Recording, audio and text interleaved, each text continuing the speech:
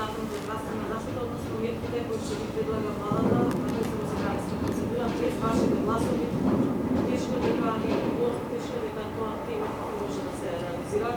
Од друга страна, велите мерки нема. Може ли веднаш да ви одговорам на тоа прашање? Додеме прашање по прашање. Насилнички политика во Македонија не се води. Пред да се донесат мерки е потребно да се консултира опозицијата. Рековме со 62 пратеника и оние лажливи изјави на Заев не може да функционира ова влада и ова парламентарно мнозинство. Тука сме, стоиме на располагање со сиот свој потенцијал како политичка партија, како опозиција, да им помогнеме на граѓаните, па дури и да соработуваме со ние незнајковци од Политичката комисија за заразни болести на СДСМ и Зоран Заев. Не може да се носат мерки, а потоа на маса да се истураат истите мерки и да се бара поддршка од ВМРО-ДПМН. Кој од тие луѓе ќе се надмине себе си еднашка во овие 4 години? Нека се спуштат на земја. Нека седнат, нека разговараат со граѓаните, нека разговараат со опозицијата. Не зборам само за ВМРО-ДПМН. Тука има и други опозицијски партии. Опозицијски партии има и во албанскиот политички блок. Станува збор за здравјето на граѓаните, станува збор за еднината на нацијата. Не може некој да седне во канцеларија, да се затвори таму и да носи политички мерки и потоа да бара поддршка од опозицијата. И на крајот од денот кои се тие мерки? Ние до сега се уште не сме ги виделе кои се тие мерки. Па за да можам јас да одговорам еве на прашањето на вас ценетите новинари. Нека ми каже некој кои се тие мерки, јас не ги знам кои се тие мерки, каков е тој закон. Па еве носија маска, тоа се мерки кои што веќе постојат. Не треба сега ново гласање, ако треба еве ќе ги поддржиме ако е за маска натворен. Ама не е тоа суштината. Секојдневно броиме мртви луѓе, секојдневно имаме лимени ковчези за едно место помалку на трпезата во најмалку 7 до 10 македонски семејства. За какви мерки зборуваме? За ние у Аватар? Ги молевме да го затворат Аватар со месеци. Зашто? Затоа што биле блиски до семејството на власт. И денеска Вухан ни е Струмица, па неговиот роден град е таков. За кои мерки зборуваме? Што зборуваме ние оваа држава? И одговорност никому ништо, уште па се силат.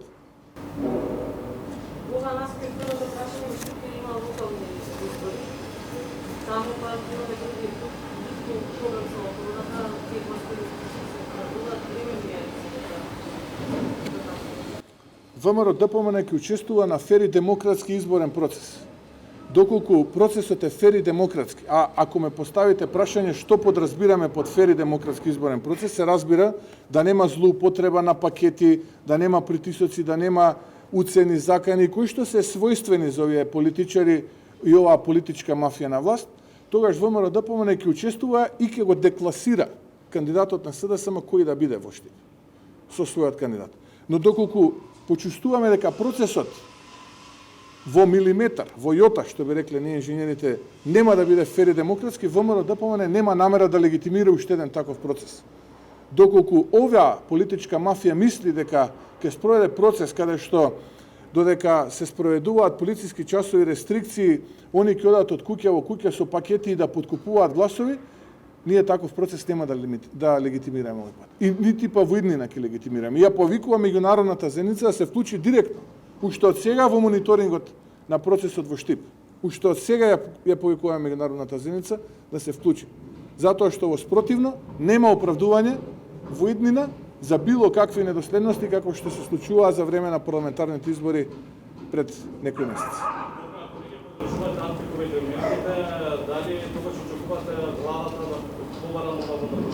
Кои мерки антиковид? Ние не сме ги виделе кои се тие антиковид мерки. Не ги знаеме кои се тие антиковид мерки. Да ги видиме прво, па како така заклучивте, добро ако не ги поддржувате. Мислам, кои се антиковид мерките, кои што треба да ги поддржиме. Јас ги немам видено, не ги имам слушнато. Рекоа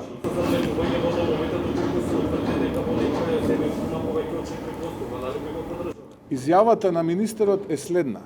Размислуваме, ќе ја следиме ситуацијата овој викенд, еве да бидам прецизен, и од понеделник, вторник ќе излеземе со пакет мерки, да ги видиме кои се тие. Еве викендот може да ги искористат, да не повикаат, да не консултираат. Што не консултираат? Сега ние може да нагаѓаме кој што мислел и како мислел. Па еве да ги слушнеме на владата мерките, откога ќе ги слушнеме ќе се произнесеме. Ви благодарам. И уште едно прашање во однос на собранието. Да. Власта инсистира на онлайн гласање, особено во оние пратеници кои што се во изолација, дали ВМРО-ДПМН го промени размислувањето или остануваат? ВМРО ДПМН не ги менува размислувањата по потребите на власта, туку ВМРО ДПМН работи за интересите на граѓаните. Уставот е јасен и дециден како треба да изгледа гласањето и работата на парламентот и тука нема поместување ни милиметар.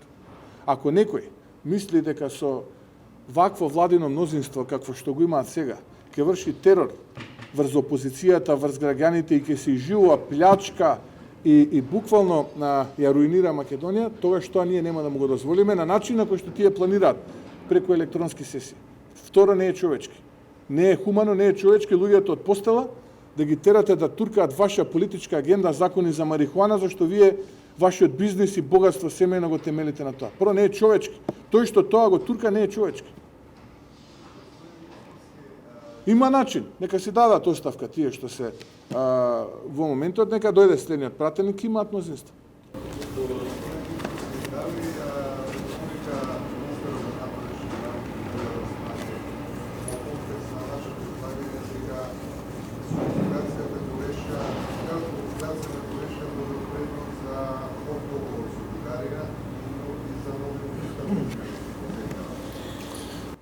Видете, како политичка партија прво имавме став по таа, би рекол, помалку несмасна и нестрекна изјава на господинот Османи. За жалење морам да кажам дека е таква изјавата, наистина очекувам малку повеќе политичка култура од него.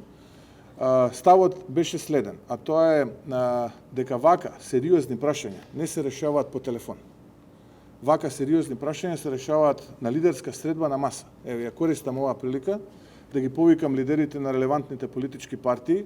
Не зборам за оној кој што ги организираше претходните лидерски средби кои што завршуваа со фијаско, туку релевантните политички партии да седнеме и да разговараме отворено за прашањето кое што денеска е актуелно, а тоа се преговорите со нашиот источен сосед. Тоа е многу важно. Второ, искрен да бидам како политичар, не верувам дека нашиот источен сосед ќе ја блокира Македонија во евроинтеграциите, затоа што ако се суштински, а не само декларативни изјавите на политичарите од кај нашиот источен сосед, тоа нема да се случи и покрај сите авантури кои што ги направи Зоран Заев изминатите години. Така што како втор заклучок на вашето прашање, не верувам дека тоа ќе се случи и ги охрабрувам тоа да не го направат. Затоа што така не ја загрозуваат само единината на македонските граѓани, ја загрозуваат и сопствената како граѓани на Европската унија. Понатаму трето, често пати во минатото сум имал телефонска комуникација со господинот Османи. За жал, навикнат сум на невистините работи да слушам од другата страна на слушалката и се сомневам дека на уштен на таква комуникација дека би слушнал некоја работа поинаква од невистината која што сум ја слушал во минатото. За жал, кај нас многу политичари заборавија што значи зборот честитост и зборот збор. И се надевам дека времето кое што е пред нас ќе ги промени овие политичари да се вратат на зборовите честитост и збор во вистинска смисла на зборовите. И последно, поврзано со таа несекна изјава, како ВМРО ДПМН ги повикуваме сите релевантни политички лидери да седнеме на една лидерска средба и да поразговараме за сите актуелни, а крупни политички прашања кои што треба да ја детерминираат единината на македонските граѓани и на Македонија како држава. Тука пред се мислам на случувањата околу преговорите со нашиот источен сосед, тука мислам на пописот, тука мислам на катастрофата во економијата, дебаклот во образованието, не знам дали знаете, софтверот кој што беше скапо платен не функционира, јас од прво лице можам да ви посведочам. За сето она кое што е погрешно од државата, мислам дека е потребно не една, повеќе лидерски средби и заеднички да излеземе со решение пред граѓаните, затоа што на граѓаните им е преку глава од политиканство и политики.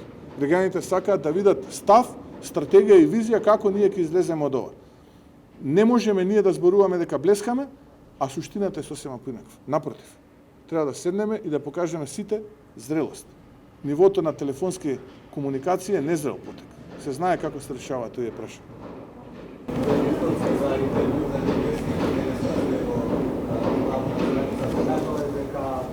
Партија ќе подржувате да се пише референцата 20% за албански участници, за законот за албански участници, како партија ќе поддржите ова, сите нормативни акти во државата да се испишат. Што по-конкретно станува збор и дали ова подразбира дека ќе поддржите да се вика закон за албански јазик, а не закон со Јас во таа изјава сум многу прецизен и ќе бидам прецизен во одговорот на вашето прашање. Не треба граѓаните да се третираат со проценти, туку да се третираат онака како што тие постапуваат со државата. Тоест, граѓани кои што се лојални кон државата и граѓани кои што не ги почитуваат законите и самата држава.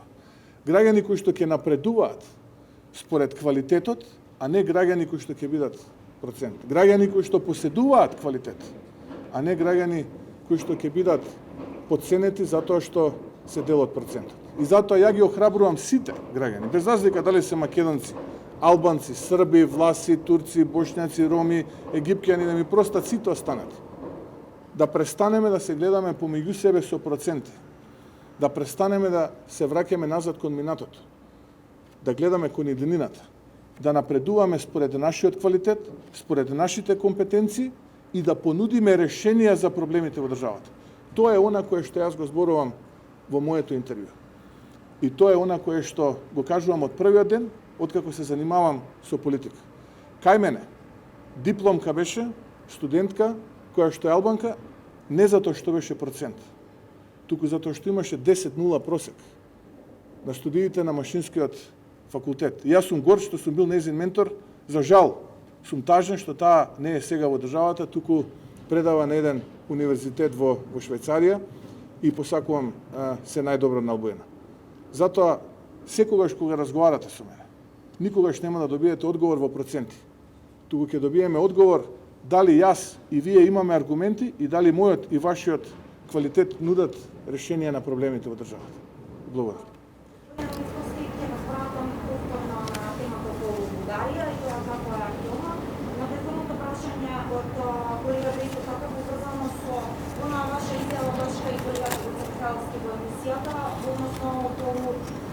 Вашите тврдења за нов уговор со Бугарија дека го ставен на маса за уставни измени предизвика многу реакции во јавноста.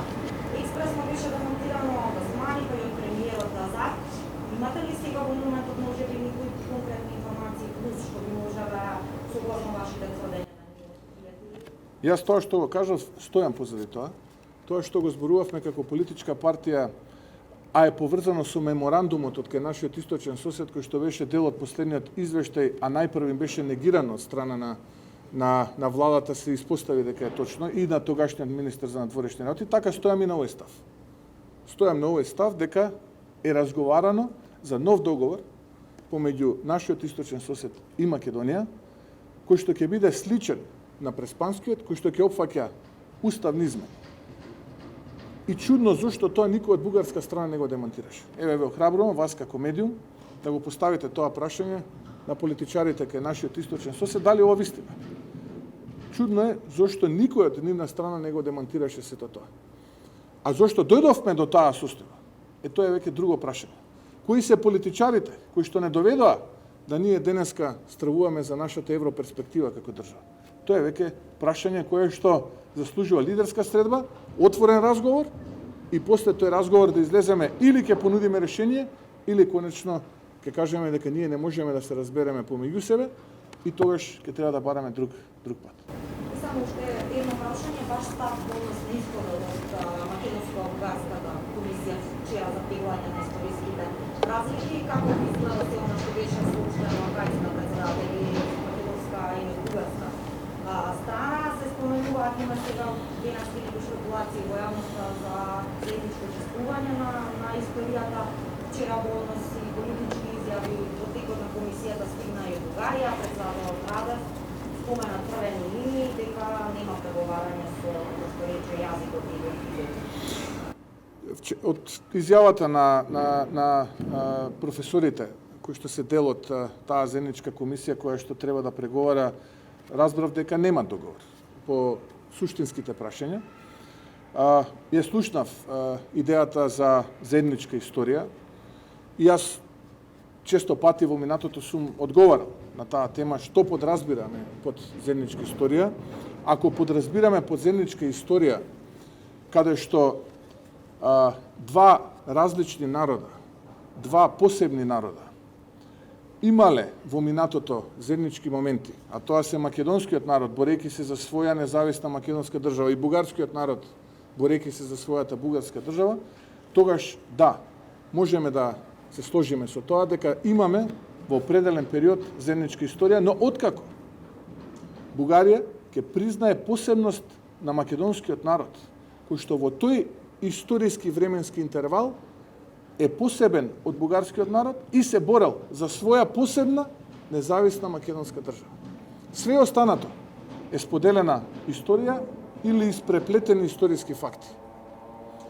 Ние да, сме имале заедничка историја со републиките од поранешната држава и народите кои што биле мнозинство во тие републики, но никој од тие не го негира засебноста на македонскиот народ и засебноста на македонската држава. Доколку некој се труди да стави знак на равенство по македонскиот народ и бугарскиот народ пред 45-та година и непостоење на македонскиот народ во тој период, тогаш ни подразно не можам да зборувам за споделување, односно заедничка историја.